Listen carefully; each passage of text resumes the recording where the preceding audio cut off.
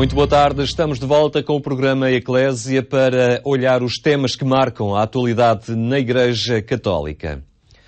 Termina hoje o 8º de oração pela unidade dos cristãos, uma oportunidade para superar diferenças e incrementar o diálogo entre as diversas confissões cristãs. São os jovens aqueles que mais facilmente estão a ultrapassar diferenças e a concretizar o espírito da unidade entre os cristãos. A convicção é do presidente da Comissão Episcopal das Missões, Nova Evangelização e Ecumenismo. Penso que se começa a ver cada vez mais a silhueta de Cristo nesta partilha ecuménica que começa a passar diante dos nossos olhos. Essa é a silhueta de Cristo que cada vez vai ganhar mais corpo e se vai ver melhor, cada vez melhor. Estou plenamente convencido. Aquela experiência do Fórum Ecuménico Jovem, que é também determinante para trabalhar as novas gerações e sensibilizá-los para esta realidade. Não é? Eu penso mesmo que já há um salto grande entre digamos, os hierarcas de hoje, aqueles que estão à frente das igrejas hoje, e esses jovens que vêm aí atrás. E eu acredito muito que são esses jovens que vêm aí atrás que vão mostrar uma nova dinâmica a este nível do ecumenismo. E eles estão muito mais abertos para isso já.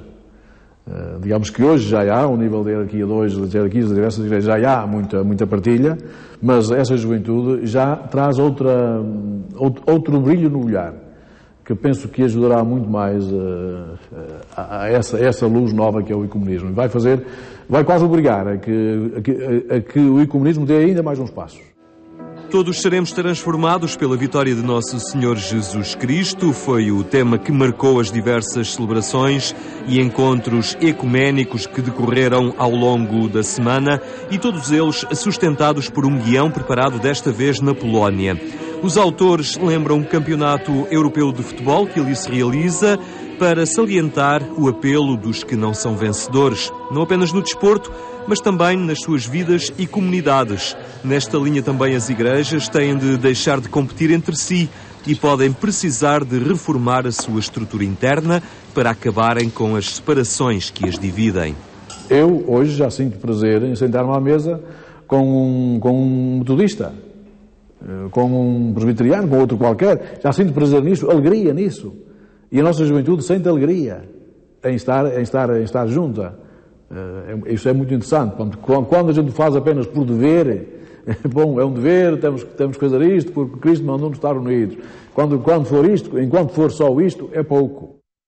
A Semana de Oração pela Unidade dos Cristãos remonta ao ano de 1908, quando Paul Watson sugeriu o período entre a festa de São Pedro e São Paulo como propício a sublinhar a unidade entre as igrejas cristãs. A Igreja de São Tomás de Aquino, em Lisboa, acolheu no passado sábado uma vigília ecuménica jovem, organizada em conjunto pelas igrejas católica, lusitana, metodista e presbiteriana. A Vigília Ecuménica Jovem 2012 teve este ano como tema Transformados por Cristo. A causa da unidade mobilizou mais de 500 pessoas, na sua maioria jovens, para um encontro de oração ecuménica. Entre todos, a comum condição de seguidores do mesmo Mestre, Jesus Cristo, mas em igrejas diferentes, onde as formulações da fé cristã nem sempre estão em completa sintonia e com ritos e normas próprias. O 8º de oração pelas unidades dos cristãos proporciona estes encontros em quem assume as diferenças e assume ainda com mais determinação a oração pela unidade. Começámos primeiro com atividades a nível nacional e depois achámos que seria importante tentar ao longo do ano ter outras iniciativas que ao nível local envolvessem também os jovens nesta questão do ecumenismo, da oração pela unidade, na reflexão sobre os caminhos da reconciliação entre os cristãos. E a Semana da Oração seria uma oportunidade excelente, até porque muitas vezes passava um pouco à margem, quer das comunidades cristãs, quer dos próprios grupos de jovens. Os subsídios para esta semana são este ano propostos pela Polónia, onde um grupo ecuménico elaborou uma celebração baseada na experiência dos cristãos polacos, que viveram tempos de alegria e adversidade. Uma celebração onde se dá o encontro de sensibilidades e saberes, baseado todos os anos num contexto histórico concreto, neste caso distante e desconhecido de Portugal. Um dos pontos interessantes da proposta da Polónia é que durante a celebração se partilha o Oblatek, que é um pão que, por ocasião do Natal, as famílias partilham, dando uns aos outros a comer um bocadinho desse pão, como sinal de paz e reconciliação para todo o ano. Com esse gesto que também aqui fazemos, queremos também que esta divisão que ao longo da história foi, enfim, cavando um fosso entre as diferentes igrejas, que essa divisão se vai esbatendo e através da oração, através do encontro, através de muitas iniciativas que são possíveis entre todos os cristãos, que consigamos caminhar para a unidade que sabemos que é o projeto de Deus. O tema desta celebração fala assim do poder transformador da fé em Cristo, particularmente em relação à oração de todos pela unidade visível da Igreja, o corpo de Cristo. Acho que há muita importância dos cristãos unirem-se cada vez mais no sentido de lutarmos para uma nova transformação. Se nós queremos transformar o mundo, acho que há importância de nós começarmos mesmo por nós, nos transformarmos a nós próprios, e para depois então realmente conseguirmos mudar alguma coisa no mundo. Mostrando que conseguem unir-se apesar das diferenças, é também um exemplo que querem dar. Exato, e isso praticamente faz parte dos mandamentos, né, que a própria palavra de Deus nos adverte que devemos estar unidos na unidade do Espírito Santo, e essas oportunidades devem ser muito bem aproveitadas. Entre os jovens, momentos como esta vigília e, sobretudo, os encontros que a preparam, oferecem exemplos concretos da possibilidade de união entre quem afirma ser cristão.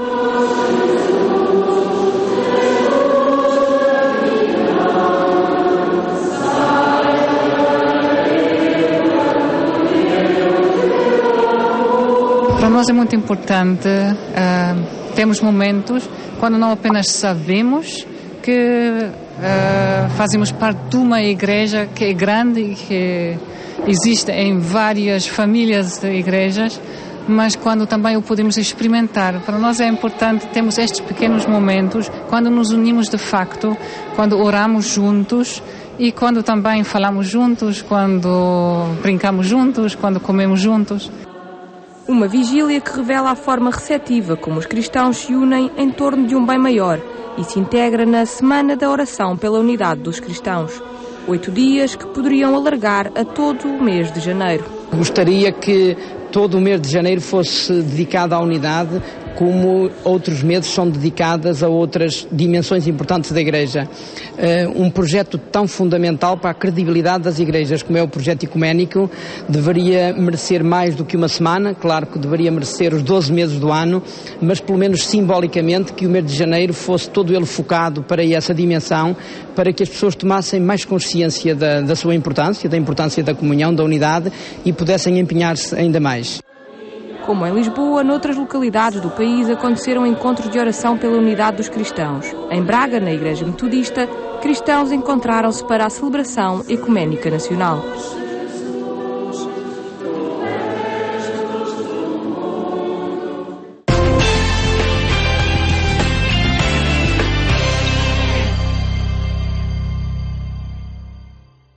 Os agentes sociopastorais das migrações reuniram-se este fim de semana para analisar as transformações dos fluxos migratórios em Portugal.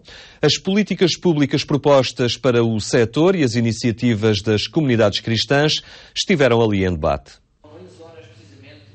Partindo do tema Portugal entre a imigração e a imigração, o 12º Encontro de Formação de Agentes Sociopastorais das Migrações foi uma ocasião para conhecer as experiências de quem acolhe a população migrante, os problemas de acolhimento e integração que encontram e formas de os ultrapassar. Manuela Santos é uma leiga que há já 13 anos dedica grande parte do seu tempo à paróquia de St. Thomas, na ilha de Jersey, no Reino Unido. Não havendo um parque português, é a Manuela que cabe fazer a ligação entre os portugueses e a igreja local.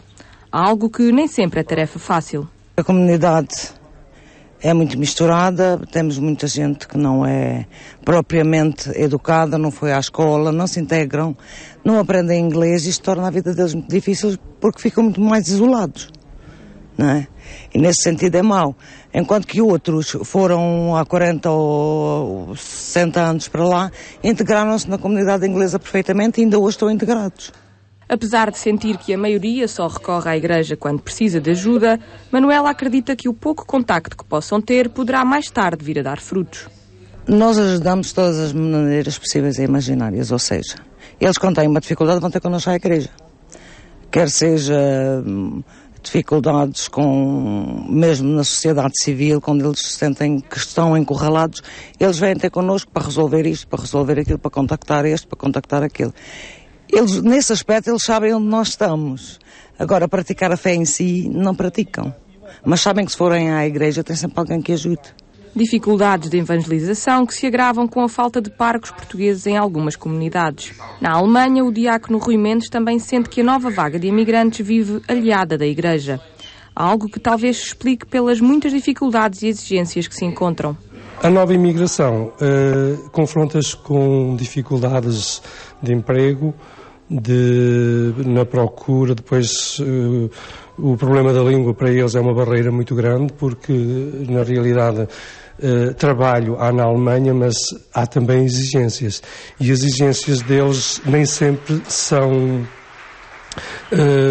realizadas no sentido de que um português que chega ali à procura de trabalho pode ter capacidade de trabalho, mas não tem capacidade de expressão. E isso, naturalmente, é uma barreira muito grande e uma dificuldade para eles. Um desafio cada vez maior para as comunidades portuguesas que, na era da globalização e com a crise instalada em Portugal, encontram muitos portugueses a tentar uma nova vida fora do país. As pessoas aqui não encontram realmente aquele trabalho profissional que as realize. Há países da Europa que estão em franco crescimento e que também têm falta de pessoal qualificado. Portanto, é um direito que assiste às pessoas de poder emigrar. É pena que o nosso país não possa aproveitar todos estes recursos que temos, que o melhor que um país tem são as suas pessoas, os seus filhos, a inteligência. Vão ajudar outros países a desenvolver-se, espero que não se esqueçam do nosso. O trabalho da Igreja com os imigrantes deve incluir, por isso, as dimensões da evangelização e do apoio social, existindo para tal a necessidade de trabalhar em parceria com estruturas da administração pública, da sociedade civil a nível nacional e internacional, a fim de esclarecer os migrantes e auxiliá-los na sua integração em contextos interculturais. Há iniciativas sociais em vários locais, que obviamente mobilizam meios locais e apoios nossos. Essas são as ideais. É conseguirmos juntar os esforços do Estado aos esforços da sociedade civil, aos meios da sociedade civil. E o que falta hoje, nomeadamente na generalidade dos países da Europa, é essa rede de solidariedade. Não existe. E é esse apelo que eu faço. É às associações que estão lá e que fazem trabalho, por exemplo, na área cultural, que sejam capazes de levar este trabalho mais longe. Devido à crise e à falta de emprego, as taxas de imigração em Portugal estagnaram e aqueles que ainda por cá se mantêm vivem momentos de instabilidade, o que leva a que os pedidos de ajuda aumentem. Confrontamos-nos com uma crescente vaga de pessoas a pedir apoio, muitas vezes apoio alimentar, apoio económico para a ajuda de casa e de outras coisas. Agora, a verdade é que nós procuramos resolver as situações que podemos e aquelas que nós não podemos, procuramos encaminhar para outras instituições que possam ajudar, porque de facto o crescente número de desempregados na comunidade imigrante leva-nos a que também nós não temos os meios suficientes para podermos dar resposta. Dificuldades que o Governo conhece e pretende apoiar, dado que os imigrantes podem e devem fazer parte da solução para a crise. Os cidadãos estrangeiros que estão legais em Portugal continuam, direi, a dar lucro a Portugal, a contribuir para a nossa economia e para a nossa sociedade. Para além disso, é importante termos presente que Portugal é um país que tem cerca de 5 milhões de portugueses a viverem fora do nosso território e que durante muitos anos nós procuramos que esses países de acolhimento desses portugueses tivessem políticas positivas de integração. E nós o que temos feito é tirar partido não só do ponto de vista económico e social deste fenómeno em Portugal, mas acima de tudo também sermos fiéis à nossa história e integrá-los e até tirando outro tipo de proveito que não se vê economicamente. Um encontro onde se denunciaram ainda as situações de discriminação salarial e de acesso ao mercado de trabalho, apontando-se como critério de convivência social a igualdade de direitos e deveres entre toda a população, nacional ou estrangeira. Um encontro onde se assinalou também o início das comemorações dos 50 anos da fundação da Obra Católica Portuguesa de Migrações. Uma sessão que contou com a apresentação de realidades culturais de diversas origens e onde o governo português fez questão de marcar presença, reconhecendo assim o papel decisivo que a Igreja Católica tem na integração e acompanhamento de imigrantes e emigrantes. A Obra Católica Portuguesa das Migrações é uma estrutura da Conferência Episcopal Portuguesa, fundada por portaria patriarcal no dia 1 de julho de 1962. Tem por objetivo trabalhar pastoralmente com os imigrantes portugueses e, nas últimas décadas, com cidadãos de outros países que escolhem Portugal como destino da imigração. O cinquentenário da Obra Católica é a altura para refletir sobre o passado, de forma a melhor encarar os desafios do futuro. As comemorações dos 50 anos procuram verdadeiramente celebrar esta história que, particularmente a nível do acompanhamento das nossas comunidades pelo mundo, tem laivos de uma autêntica epopeia, porque foi a Igreja Católica que foi estruturando um sistema, digamos, uma rede de missões e de comunidades por todo o mundo que permitiram que os portugueses continuassem a celebrar a sua fé e a manter as suas tradições. A maioria, se calhar, das associações e movimentos culturais e religiosos e festas que estão espalhados pelo mundo nasceram à sombra das missões. Portanto, queremos celebrar a memória, portanto, para sabermos de onde vimos, para podermos projetar verdadeiramente o futuro. Numa altura em que a crise financeira e social atinge todos os pontos do mundo, a ação da Igreja Católica na ajuda aos migrantes é vista como um exemplo a seguir. A Igreja Católica tem sido exemplo, juntando um pouquinho que cada um vai tendo, em conjunto vão mais longe. A Obra Católica, ao longo destes 50 anos, tem conseguido também dar essa resposta. Obviamente que neste momento, com as dificuldades que todos enfrentamos, vamos ter que nos juntar ainda mais. Estado, sociedade civil, várias religiões católicas e não católicas vão ter que ser capazes de se juntar e de não se dispersarem daquilo que é essencial, que é o ser humano, que é a sua felicidade, a sua integração, seja aqui, seja noutro país. Os imigrantes que até agora tinham trabalho e que agora se deparam com o desemprego no nosso país estão também no centro das preocupações da Obra Católica.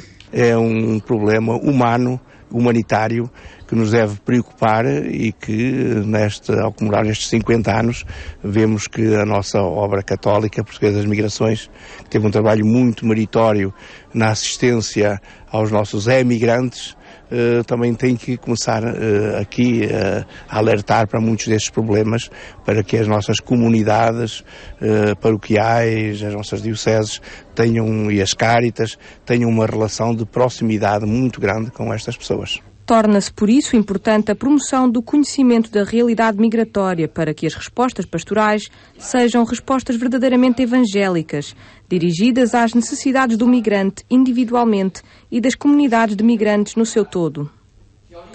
Nas comunidades portuguesas no estrangeiro, a falta de meios humanos e as diferenças culturais são algumas das dificuldades a ultrapassar. Lutamos com uma grande dificuldade que é a falta de meios humanos, particularmente de sacerdotes e de pessoas formadas a nível católico, agentes pastorais, para poderem acompanhar, digamos, e acolher nos países para onde os portugueses vão. E também a dificuldade que em cada país a lei, digamos, é diferente, as orientações da Igreja é diferente, dependente das conferências episcopais, e muitas vezes nós encontramos-nos, ou defrontamos, melhor dito, com dificuldades e com bloqueios que não nos permitem responder como nós gostaríamos.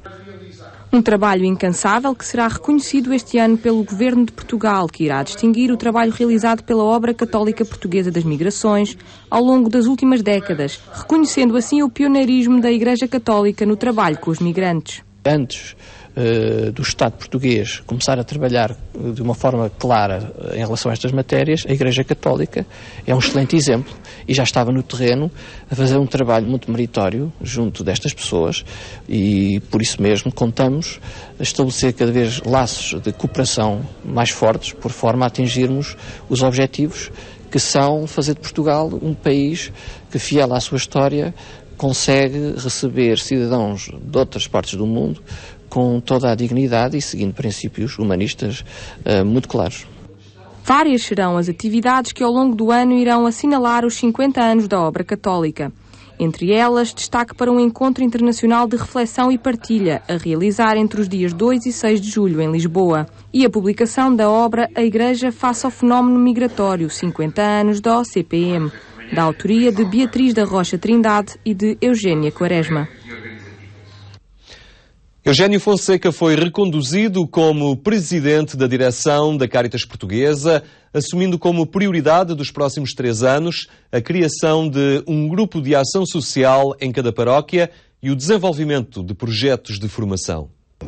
Efetivamente, há que fazer um grande esforço para que todas as comunidades cristãs tenham um grupo de ação social devidamente organizado, para que ajude a comunidade, a paróquia enquanto tal, a ser ela mesma agente da caridade da Igreja, no espaço concreto em que se encontra, que possa também esse grupo ajudar todos os cristãos da sua paróquia a estarem atentos aos problemas que existem na zona envolvente. Para além da aprovação dos órgãos sociais da Caritas, a Comissão Episcopal da Pastoral Social e da Mobilidade Humana aprovou na última semana a composição da Comissão Nacional Justiça e Paz para o triênio 2012-14. A presidir a esta comissão continua o Dr. Alfredo Bruto da Costa. E ficamos por aqui. Lembro que nos pode ver também através da internet, em agência.eclesia.pt. Esse é também o portal que lhe fornece toda a informação relacionada com a Igreja Católica. Tenha então uma boa tarde e até amanhã, se Deus quiser.